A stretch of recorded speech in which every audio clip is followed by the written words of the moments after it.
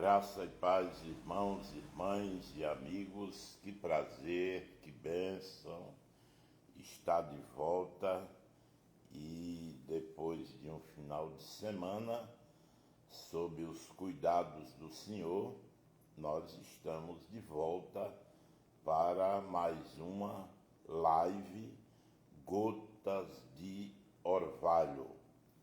E você seja bem-vindo. Um abraço em todos quantos estiveram neste final de semana desempenhando de alguma forma as atividades da Igreja do Senhor. Deus abençoe a todos, guarde a todos, proteja a todos quantos estão debaixo da graça e da orientação do nosso Deus. Continuamos a nossa caminhada como herdeiros da fé que uma vez foi entregue aos santos. E essa manifestação de Deus, através da fé que possuímos em seu nome, fé que nos foi dada pelo Senhor, dono da igreja e da nossa vida, nós continuamos, portanto, aproveitando as oportunidades que Ele nos dá de estarmos diante da sua face, diante da sua presença, celebrando e bendizendo o nome eterno do nosso Deus. Vamos juntos, vamos continuar animadamente, apesar dos contratempos, apesar dos vendavais, apesar das lutas, mas mesmo assim nós temos a oportunidade de agradecer, de bendizer, de exaltar o Rei dos Reis e Senhor dos Senhores. Deus seja, portanto, louvado. Seja bem-vindo a mais uma live Gotas de Orvalho. E vamos à nossa meditação.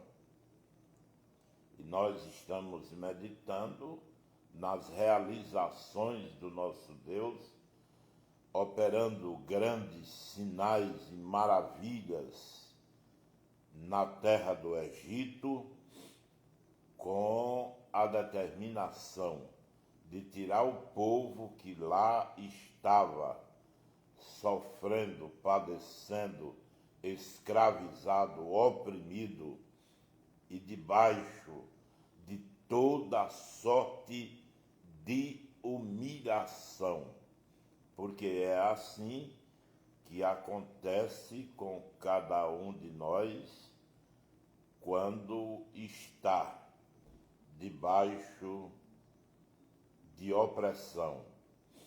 O opressor não mede distância nem sacrifício para cada dia e cada vez mais intensificar o sofrimento daqueles que são escravizados.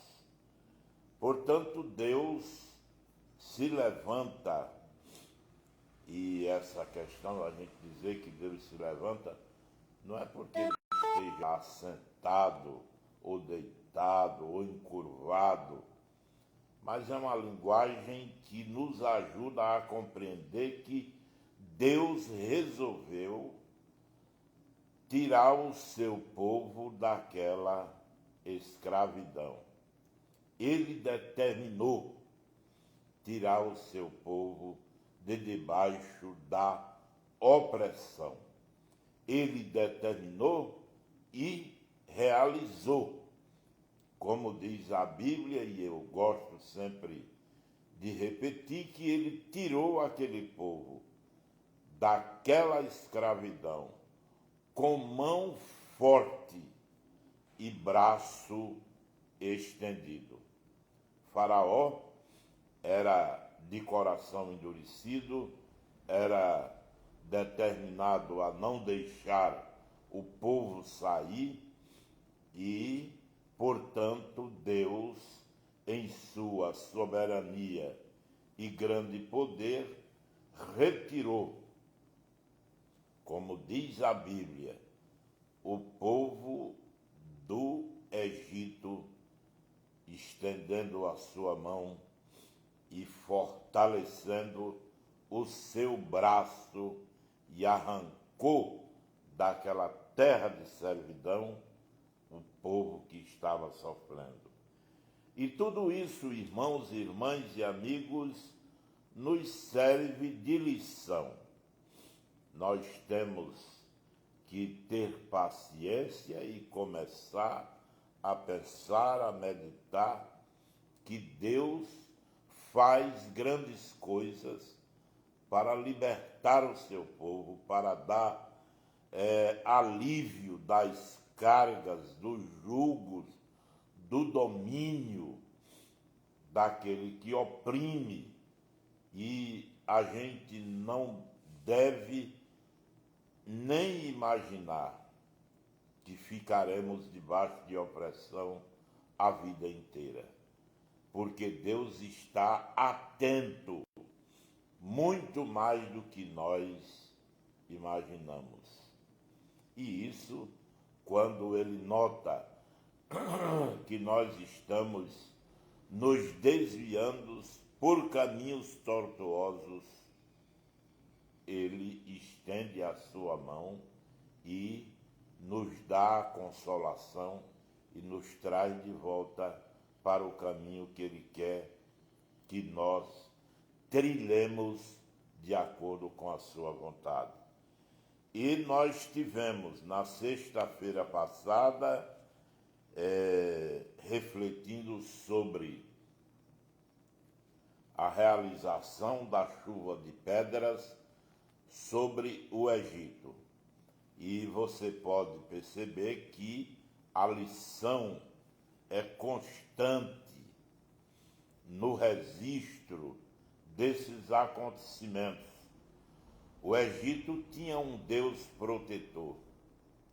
Aliás, era uma deusa que eles achavam que protegiam ou protegia das chuvas, das pragas que aconteciam ou que pudessem acontecer, com a determinação de destruir o Egito. Era uma deusa que protegia o Egito desse tipo de tempestade.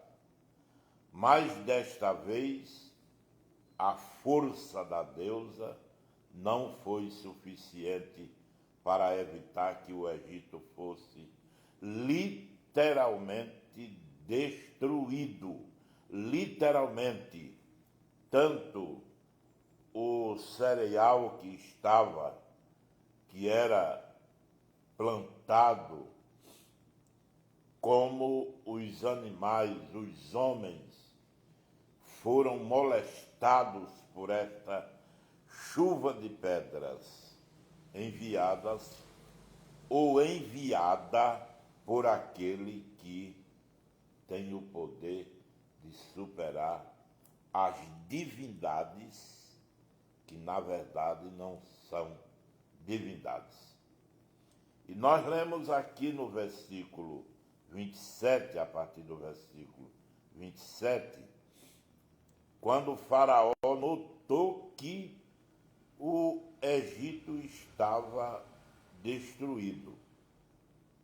A gente observa na leitura antecipada ao 27, o versículo 25 diz: por toda a terra do Egito, a chuva de pedra destruiu tudo o que havia no campo, tanto pessoas como animais. A chuva de pedras destruiu também todas as plantas do campo e quebrou todas as árvores do campo. Somente na terra de Gósen onde estavam os filhos de Israel, não houve chuva de pedras. Essa de a chuva não incomodar, ou a praga, mais uma vez, não incomodar na terra de Gósen, onde estavam os filhos de Israel, é também um indicativo certo para Faraó de que o Deus de Israel era realmente um Deus diferente dos deuses que eles estavam acostumados a lidar com eles. A coisa agora tinha efeito e resultado. A coisa agora era totalmente além daquilo que eles tinham o costume de conhecer. E se em toda a terra do Egito havia destruição por parte daquela chuva que caiu de forma determinada pela boa mão de Deus e não incomodou os filhos de Israel, isso era mais um caso a pensar. Além da força do Deus, da divindade ser insuficiente, além disso, a chuva, as pedras não incomodaram aos filhos de Israel na terra de Gósen. Aí sim, o versículo 27. Então o faraó mandou chamar Moisés e Arão e lhes disse: desta vez pequei, o Senhor é justo, porém eu e o meu povo somos ímpios. Orem ao Senhor, pois já bastam estes grandes trovões e a chuva de pedras. Eu os deixarei ir e vocês não ficarão mais aqui. Foi a primeira vez que ele admitiu deixar o povo ir totalmente. Agora veja, Moisés respondeu: quando eu sair da cidade, estenderei as mãos ao Senhor. Os trovões cessarão e já não haverá chuva de pedras, para que você saiba que a terra é do Senhor. Mas quanto a você e os seus oficiais, eu sei que ainda não temem ao Senhor Deus. O linho e a cevada foram destruídos, pois a cevada já estava na espiga e o linho estava em flor. Estava no tempo da colheita e a chuva destruiu tudo isso. Porém o trigo e o centeio não sofreram dano, porque ainda não haviam nascido. Moisés saiu da presença de Faraó e da cidade e estendeu as mãos ao Senhor. Cessaram os trovões e a chuva de pedras, e não caiu mais chuva sobre a terra. Quando Faraó viu que cessaram as chuvas, as pedras e os trovões, tornou a pecar e endureceu o coração. Eis ele e os seus oficiais. E assim Faraó, de coração endurecido, não deixou ir os filhos de Israel, como o Senhor tinha dito a Moisés. Muito bem. Aqui a lição fica muito clara. Aqueles que têm o coração endurecido aproveita as oportunidades para, em vez de se dobrarem diante do Senhor, pelo contrário, voltam a proceder da mesma maneira. Continua desobedecendo, endurecendo o coração. Moisés orou ao Senhor para que fizesse cessar a chuva e os trovões e os relâmpagos sobre o Egito. E assim aconteceu. Mas Faraó não cumpriu com a promessa de deixar o povo ir. A chuva passou, os trovões passaram, as pedras não caíram mais. Então é tempo de endurecer o coração e voltar atrás naquilo que tinha dito, naquilo que tinha prometido. E o Senhor está lá, atento, olhando, vendo. O Senhor está vendo o procedimento, a maneira como essas pessoas encaram essas coisas. Já era a 7ª praga que Faraó resistia. E no final de cada praga, ele voltava a endurecer o coração da mesma maneira, como se nada tivesse acontecido em todo o Egito. As lições do passado, as orientações dadas pelo Senhor, as manifestações da sua graça e do seu poder para Faraó naquele momento foram insuficientes para convencê-lo de que realmente deveria deixar o povo sair do Egito. Depois da chuva, foi contar os prejuízos que sofreu como resultado daquela saraivada, daquela tempestade que veio sobre o Egito. Mas não se convenceu. E assim é ainda hoje. O Senhor realiza tantas coisas, faz tantas coisas, as pessoas se impressionam, as pessoas se convencem até de que devem se arrepender, devem se voltar para Deus e abandonar o pecado, mas continuam com o coração endurecido. E aí dá vez ao Senhor para realizar mais uma praga sobre a nação. E essa praga veio mais tarde. E a gente observa que Faraó, mesmo assim, mesmo tendo a perspectiva de uma nova praga, ele não se convenceu de que Deus ainda tinha elementos à sua disposição e ia usar da maneira que ele achasse conveniente. Conveniente a ele, Deus, ao seu poder, à sua graça e à sua misericórdia, já que o objeto desta misericórdia, que era Faraó e todo o Egito, endurecia o coração e não queria se submeter às ações do Todo-Poderoso.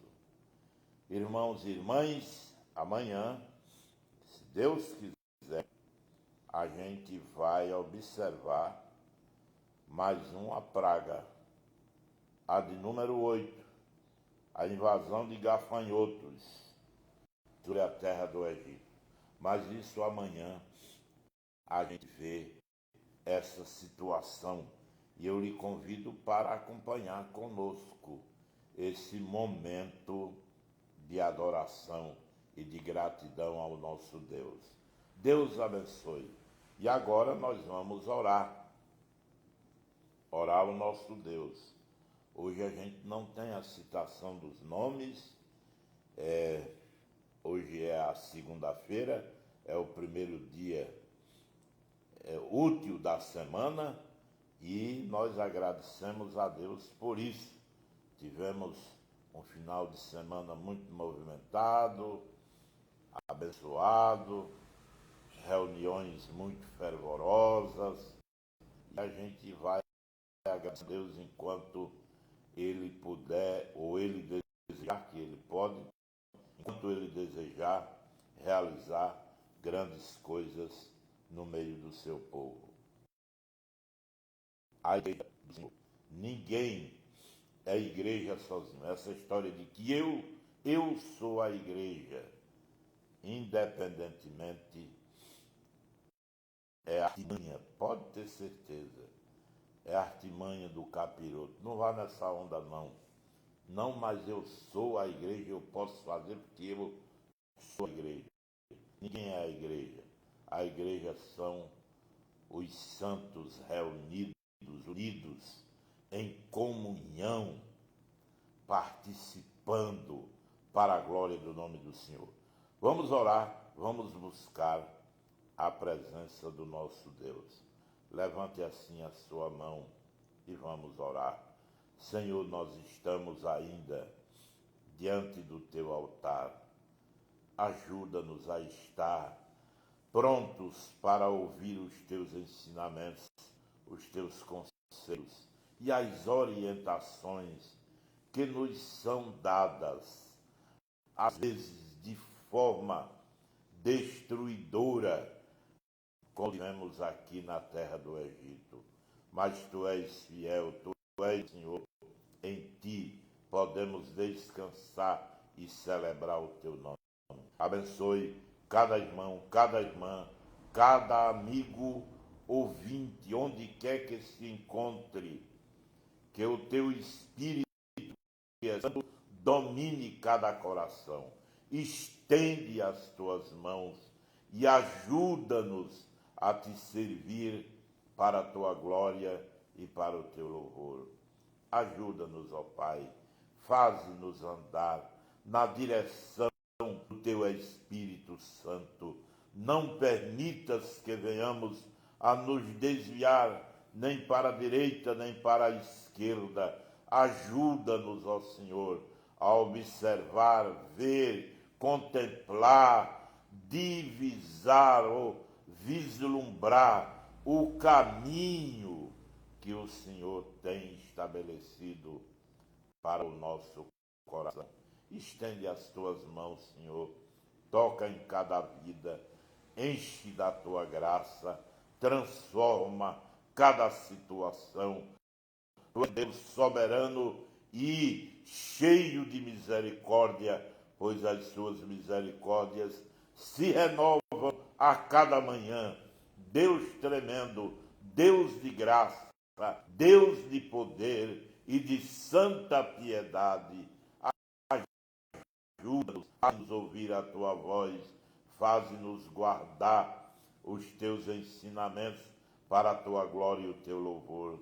Não permita que venhamos a desviar para qualquer direção, ficar distraídos ou absorvidos com as coisas que esse mundo oferece. Meu Deus, ajuda-nos, enche-nos, reveste-nos do teu poder, da humildade necessária, da graça necessária que vem do trono da tua misericórdia eterna.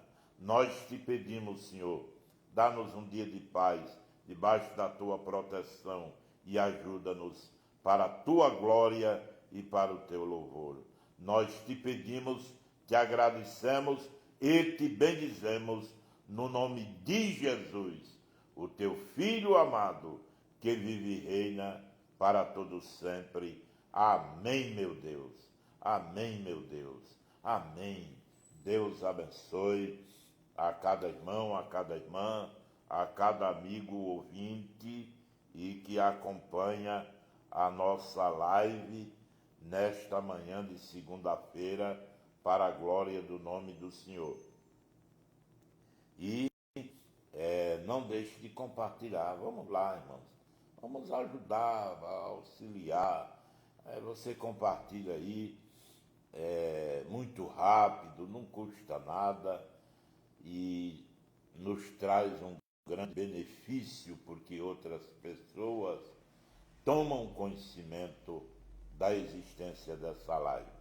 Amanhã, se Deus quiser, às 6 da manhã, nós estaremos de volta. Um abraço no nome de Jesus. E lembre-se, a vitória é nossa, pelo sangue de Jesus. É desse jeito.